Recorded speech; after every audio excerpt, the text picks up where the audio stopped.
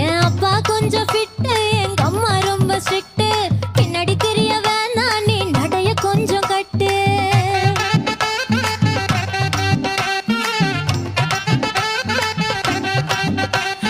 வண்டி மாட பூட்டி அந்த வாய்க்கா ஓர ஓட்டி ஊரை சுத்தி காட்டி உன்னை கூட்டின்னு போறேன் ஸ்வீட்டி.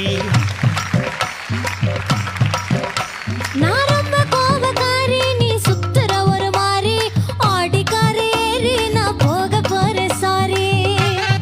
ஓ அப்படியா?